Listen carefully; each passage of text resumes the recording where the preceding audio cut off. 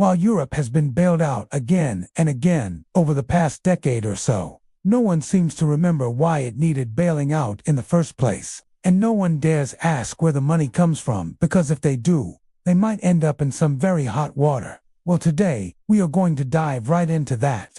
We are going to uncover the reasons for and the funding of the multiple bailouts of Europe. And if you stick with me until the end of this video, I will show you what Europe needs to do if it wants to ever escape its never-ending crises. So make sure to stay tuned, and let's get started. As usual, there are several parts to the story. The first part dates back to the First World War. According to economist Murray Rothbard, 70% of the cost of World War I was paid by inflation rather than taxes, a process that was orchestrated by the newly created Federal Reserve System. This was considered by the Fed's supporters as its first real test, and it passed with flying colors. American inflation during that period was only slightly less than in England, which had been more deeply committed to war and for a longer period of time. That is not surprising, inasmuch as a large portion of Europe's war costs had been transferred to the American taxpayers.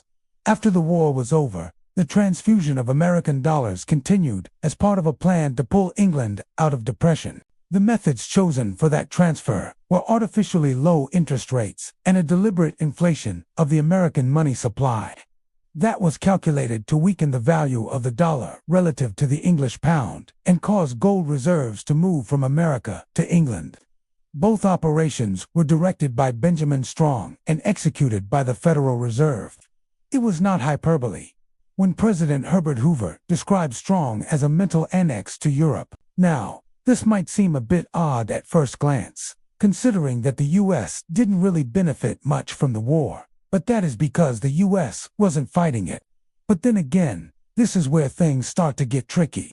Because while it does seem odd that America would help out its European allies, especially when it didn't have to, it becomes a lot less odd when you realize that the people pulling the strings aren't exactly Americans. Let me explain. When reviewing this aspect of the system's history, questions arise about the patriotic loyalty of men like Benjamin Strong. How is it possible for a man who enjoys the best that his nation can offer, security, wealth, prestige, to conspire to plunder his fellow citizens in order to assist politicians of other governments to continue plundering theirs?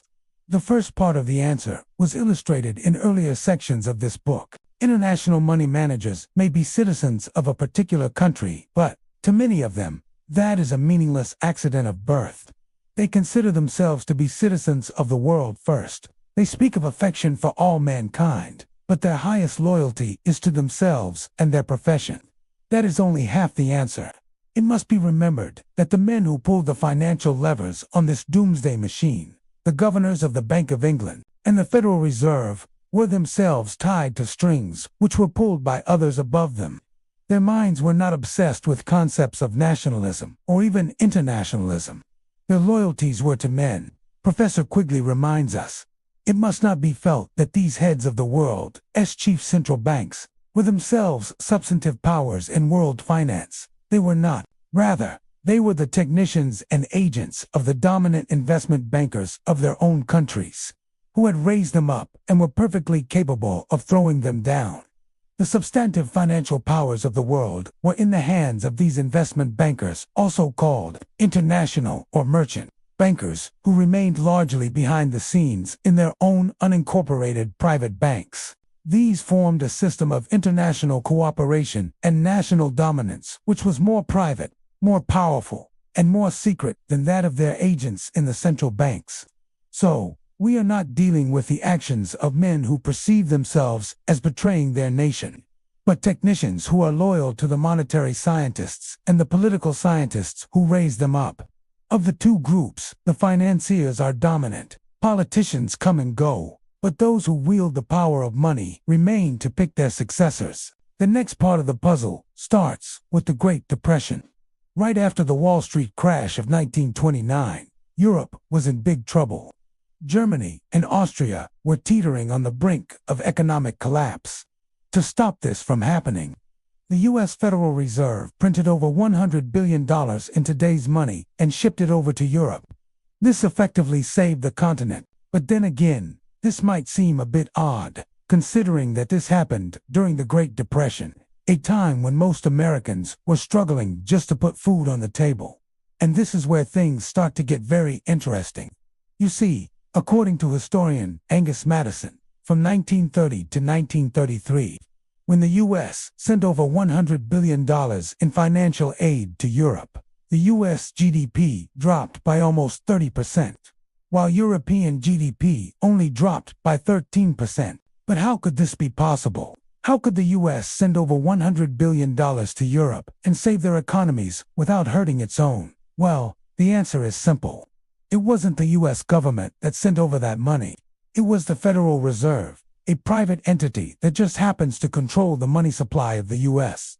So it turns out that the U.S. government didn't have $100 billion lying around that it could just give away. It had to borrow that money. And guess where it borrowed it from? From the same group of people that secretly controls the Federal Reserve, the international bankers. And this brings us to the third part of the story. You see, after World War II, Europe found itself in yet another mess. This time it was much worse than the previous ones. Most of the continent had been completely destroyed and millions of people had been left dead or injured. To fix this, the U.S. set up something called the Marshall Plan, under the guise of helping out Europe. The U.S. spent over $17 billion in today's money rebuilding the continent. Now, this is where things start to get really interesting. You see, the Marshall Plan was supposed to be a way for the U.S. to get back the money it spent during and after World War I and World War II. That's why the U.S. demanded that European nations repay the money with interest. But here's the thing. Since 1944, the U.S. and Europe have been running a trade deficit. What does that mean? Well, basically, it means that Europe has been buying more from the U.S. than it sells to them.